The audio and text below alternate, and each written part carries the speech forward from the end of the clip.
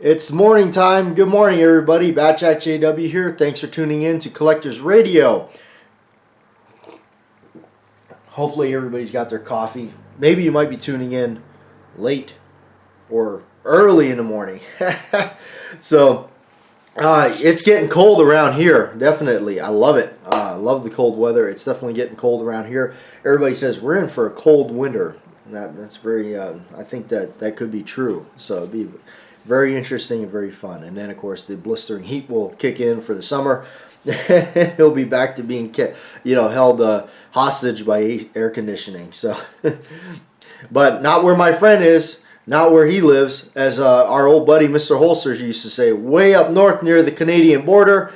And I may be packing my bags and heading up that way at some point. So, nothing is permanent.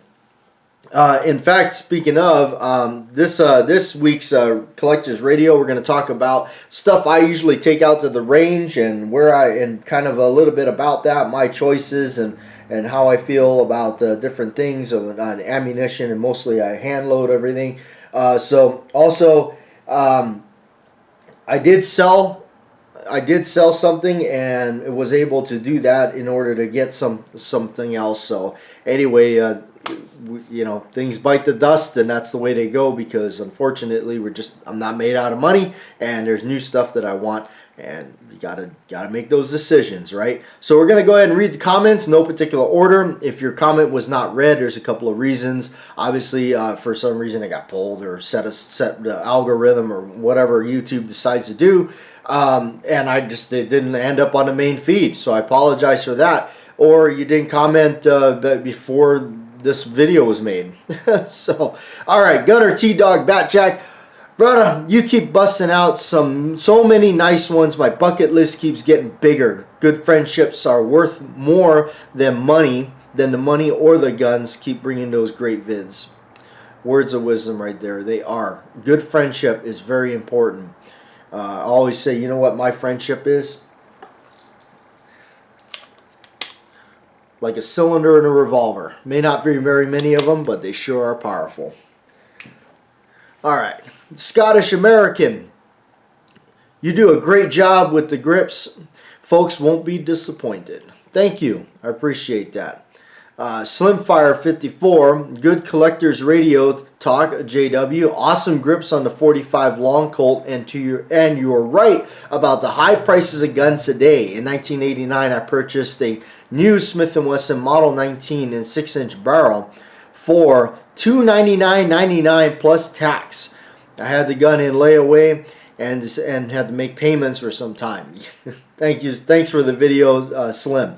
Yeah, and a big shout out to all the shops and all the places that do layaway, because it helps people like me and so many others get their favorite, firearms. Because not all of us are walking around with a big fat bundle of cash that are able to just expend it like that. All right, Stephen K. Great show today, and I'm sorry, I don't want to butcher your last name. Great show today. As always, my local gun shop has a 1981 Colt Government Model 70 with nice bluing and nice overall condition, or good overall condition. But they want $1,550 for it. It is so I'm on the fence. Prices are crazy. That's a good point. Do I sell a gun or two to buy this, or keep looking? If it's something I really want, I start looking for something to sell. That's just what I do. But I often sometimes look at something that, if I'm going to sell something, there's two things I look at. How easy is it to replace it if I ever want another one for some reason? Or is it something that it just never comes out of the safe? Like, what's the point of having it? It just doesn't ever, I don't ever do anything with it. So those are things I look at. As far as the prices goes, the price is not awesome. It's not really great, but it's kind of in the middle of, it teeters on the edge of like, you're pushing it a little bit. I would almost be tempted to see if they'll take a little less for it. But to me, that's I would say, if I didn't have one, I think I paid, the most I paid for one was I want to say around that, but I paid around 12 for mine. That was the most I paid for one, but that was a few years ago. And I will tell you this, it seems like the government model Series 70 has taken a jump in price, literally within the last few years. And this is just an observation that I'm gonna take. It's nothing cemented in stone. It's nothing but take it for what it's worth. Now that CZ has taken over Colt, regardless of however somebody feels about that, it's like there is a negative impact with that. There is a certain effect that's going to happen, the ripple effect, and what that's going to be is it's going to drive up older Colts like that up even further. That's just the way I feel about that. I think that's what's going to happen, because it's whenever you say something like that, now you've got this other company now that owns it, and so that it kind of, people start to feel like Colt is no longer Colt. In fact, you're just crossing out this OLT and putting a Z there and all that. So take that in consideration. Those prices are going to jump. I tell you this, it ain't going to get any cheaper. They'll keep going up. So I have a really big soft spot and obsession with the Colt Series 70 Mark IV government models and stuff like that. So for me, I just start I better grab it. That's just me. But ultimately, you're the guy that makes a decision. But let me know what you decide, and if you pick it up, congratulations. All right. SCLA Life, that's my brother over there in California. I haven't commented much lately, buddy, due to it been busy. Life does catch up with you. But I really am glad you're doing these radio shows again. Brings back the good memories from years back ago, buddy. God bless Fat Jack. Thank you. I appreciate that, Overodds. All right. Big Al. Hey, Big Al. Nice to see you comment. That's a fine revolver, but those Model 25s are hard to find. You've inspired me to start looking. They are out there. Everything is out there. Depends on where you're at, of course. Things are available. Things are floating around. But yeah, that does depend on where you're at. I used to live on an island where you were very limited on what you could get. And I mean, if you did find something like a really cool old revolver, it's just going to cost you some money, because the guy's pretty much going to name his price. And I've been subjected to that many times. Danger Man. All right. Grips can make or break the deal for me. Me too. I'm on board with that. The grips can make and break the deal for me, absolutely. Especially if it's something where the grips are like expensive to replace. Especially if it's that. I just when you're talking about some of those older grips, I'm just like, yeah. If it doesn't have its original grips, I'm out. It really, unless it's something I can replace for a really quick buck, I won't do it. Early on, I got some really great revolvers with terrible grips with a quick replacement. The guns look mint. However, now it's getting harder to find good grips. Yes, it is. Prices have gone through the roof, and a lot of them don't fit right, which I don't understand why. They should be uniform. Now I won't buy one if I have to deal with that. Yeah, as a collector. Same here. I like everything to be original, just as if you were to walk into the store in 1973 and bought it right then. Doesn't have to be mint, just look right. That's my thing. I like this guy. That is exactly the way I feel. Lion Quest Fitness. Linseed oil on those tie grips are supposed to help preserve them in dry climates like where you're at. It is something to do with the wood not being grown in a humid climate. Or at least so I've been told. Linseed oil does bring out the nice shine, and I used it a lot in the older Smiths, and they look old and faded. That is a good point. And also, the American Scotsman has commented on that, saying that also be careful. It depends on what wood you got. putting oils on it will darken them up, be it good or bad. I'm cautious about that. I'm just careful because I've got some grips where they've saturated with oil so much that they've darkened to the point where all the character in the wood has been washed out. But, you know, it give or take, whatever you prefer. KSFWG, but very good advice there, Lion Quest. KSFWG, I remember when every gun shop had boxes and boxes of original grips that people would leave behind when they would purchase new grips for their just purchased firearm. Gun shops couldn't hardly give them away. Now you max out your credit card for some original grips. I had opportunities to buy boxes full of grips for $20 to $25 a box. Man, if I only had foresight to buy those and hang on to them until now. Jeez. I tell you, isn't that the truth? And you know, back the old end frames, people used to toss in those old 1950s what they call the Coke bottle grips. I've seen reproductions of those. What is it, the Rooper or something grips like that? Those were like $500 for a set of grips. It's like, what? I don't know. Scottish American has got another comment here. We have lost so many great people over the years. Our circle may be small, but it's a tight-knit community. We all have each other's backs no matter what time of day or night. Jay Phillips, hey Batjack JW, like your video. I am also a big fan of Smith & Wesson revolvers and 1911s. Definitely.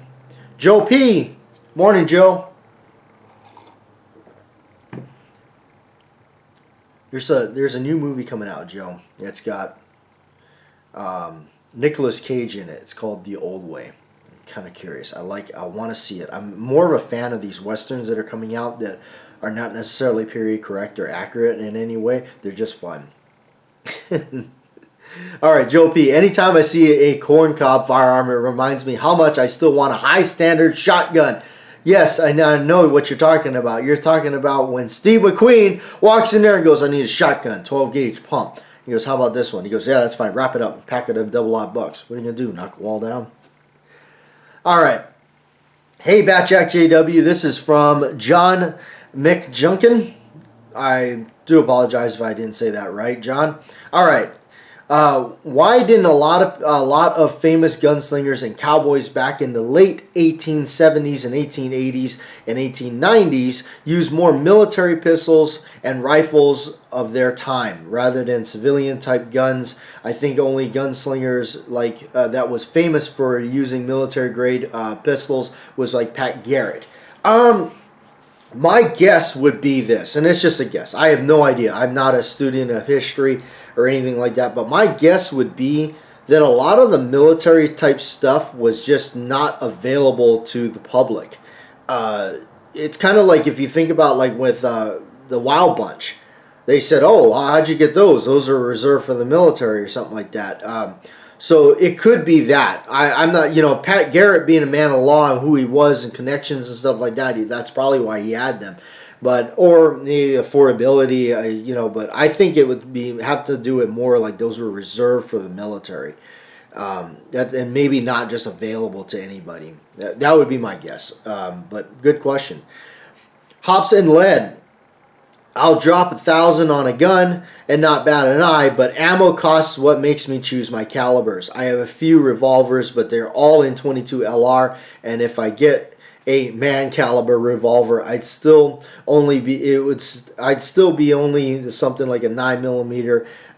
If you don't want to drop a lot of money per round of cartridge, so I get where he's coming from, and I do that too, where I think about that, that when I first started. Now, as a hand loader, I have a little bit more freedom in that area. So, all right. Snoozer, the video has an electronic hum for some reason. Yes, I don't know what was going on with the audio in the last one. It was weird. I didn't even notice it until you guys actually noticed it because you guys are listening.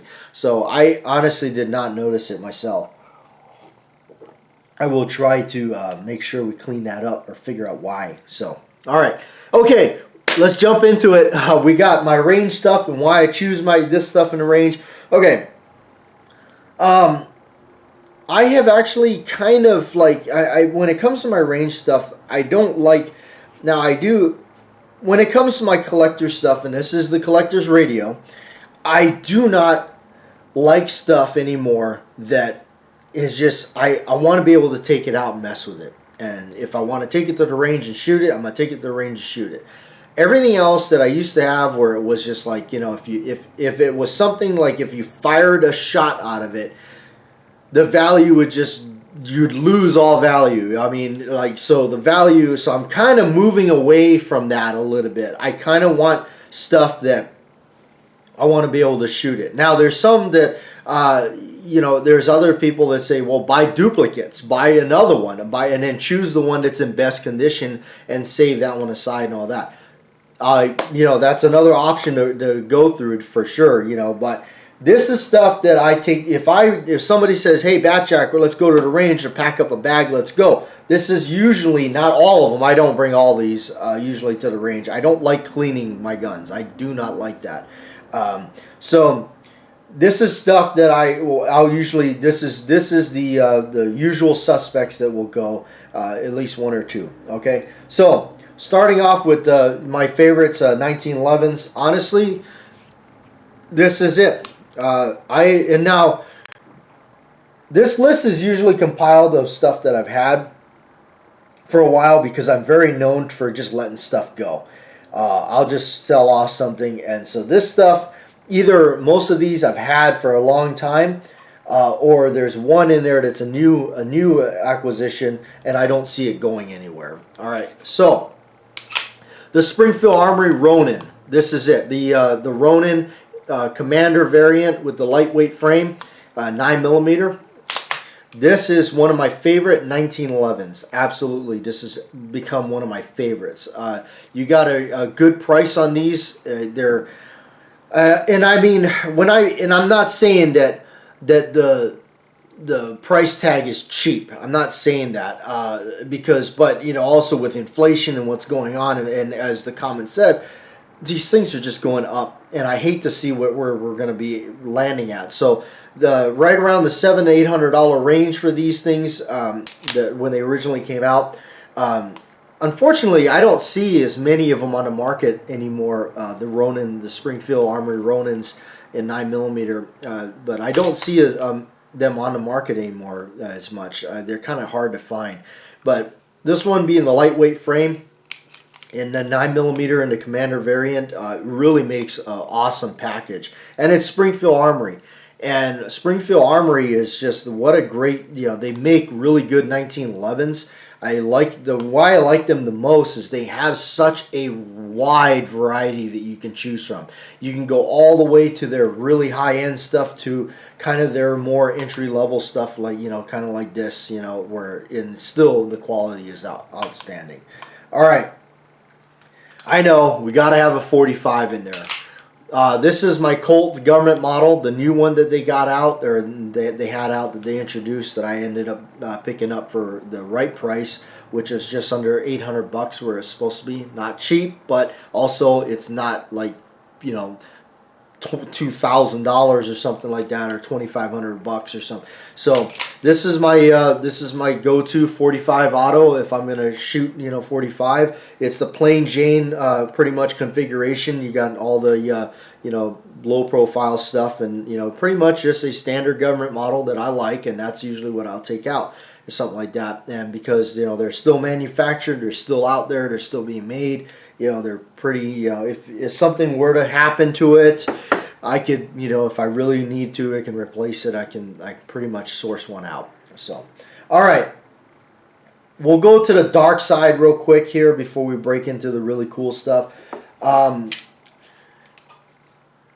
far as a workhorse 9mm polymer gun, I'm not a really big fan of polymer stuff, but I'm not going to knock them.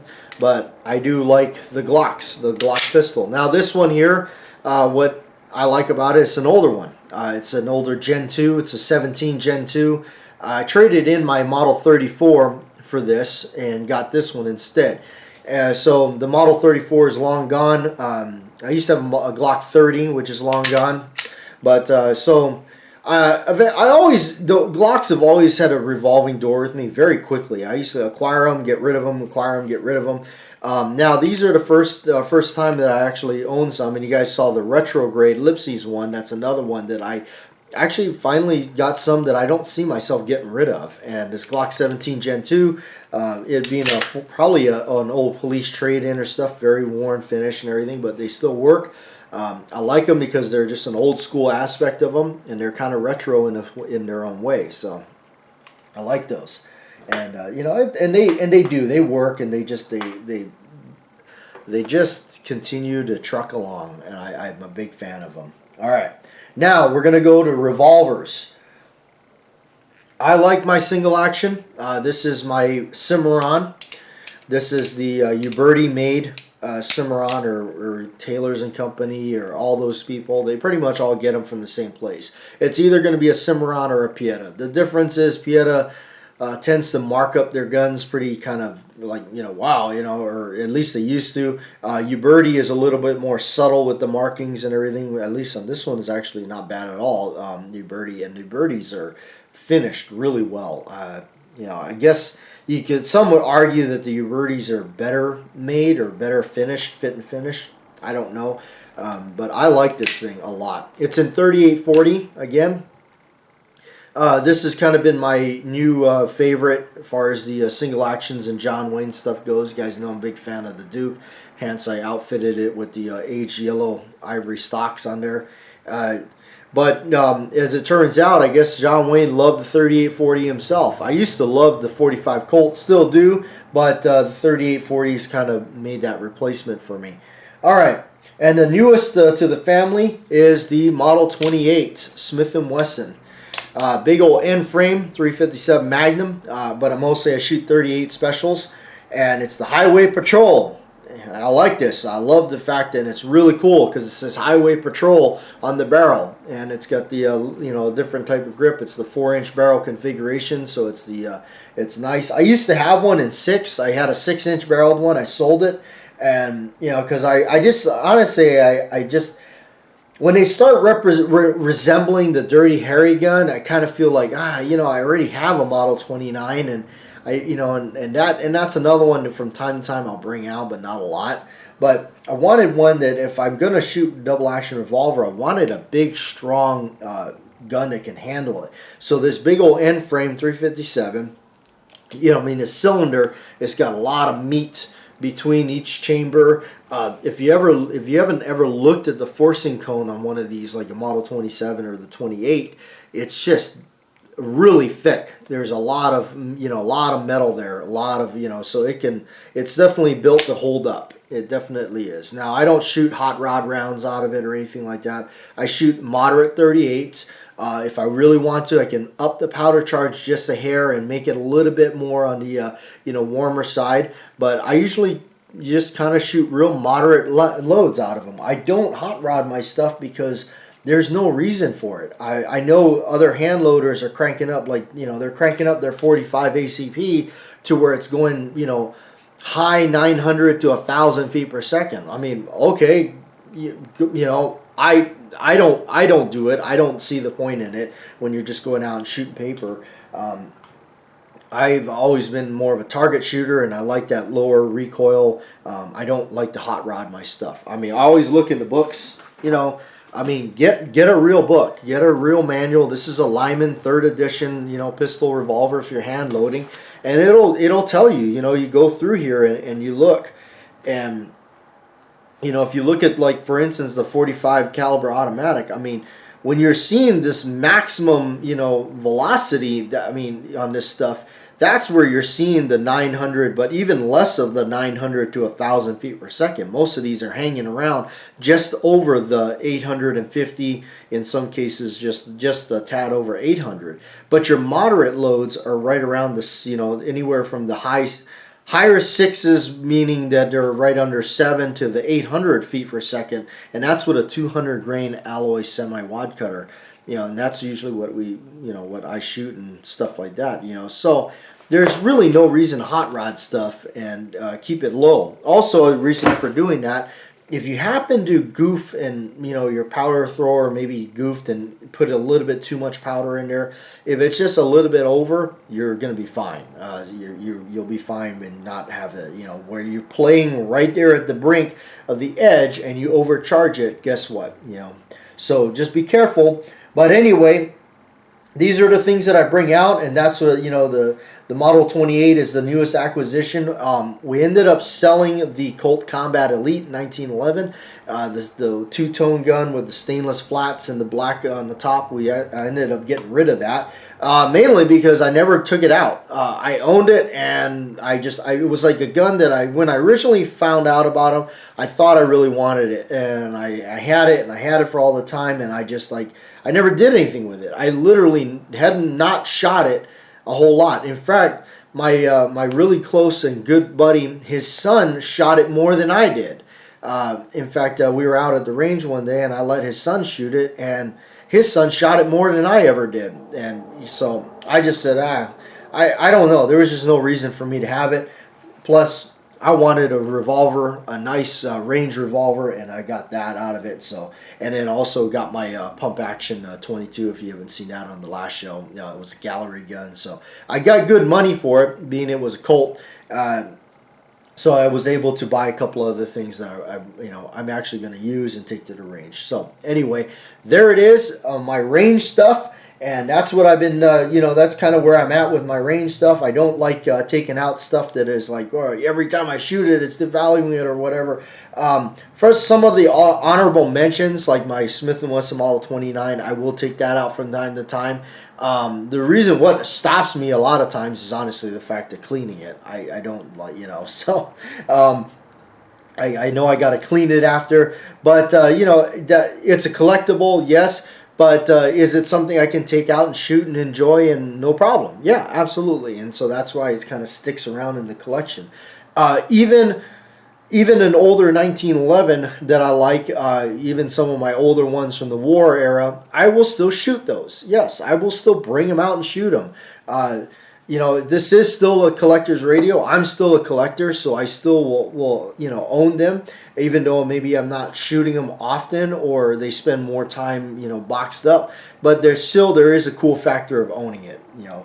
This one, there's a cool factor of owning this. I like this thing a lot because it's a real common, highway patrol, police gun that was dominant through, the 60s, 70s, and some of the early 80s. They were carrying these, and they still carried them, for, all those times. And I just love that stuff. And I like the fact that it's not all dolled up.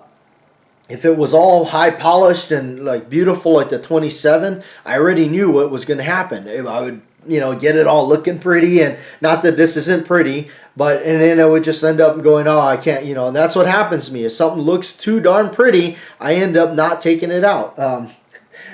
So another honorable mention would be the Python, the 2021 Python that I got with the 3-inch barrel. I love that thing. I absolutely love that gun. They're not cheap, but they're not also $3,000 like the legit Pythons, or if that was a legit 3-inch barrel Python, sky's the limit. You'd have to take out a second mortgage on your house just to get one. So I'm starting to get away from those. I just don't, but that new Python, I can take it out, I can shoot it, I can enjoy it. They're in production, they're in high production, they're available. Now it's awesome because you go places, you're like, they're well, at least out here, sorry. I don't mean to brag, but they're available. So that's kind of where I started steering towards, and I like it. I like to take this stuff out. I like to play with it.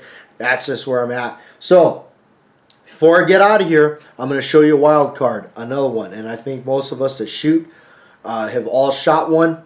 22. My honorable mention would be my 22 Ruger. This is an older one, a Mark II, made in the early days of the Mark II. I bought this, believe it or not, brand new in a box in a shop for like $300. I love these because they're so reliable and they're everywhere. They're always available. You can always find them. They're always pretty low in price, although I'm sure they're getting up there now.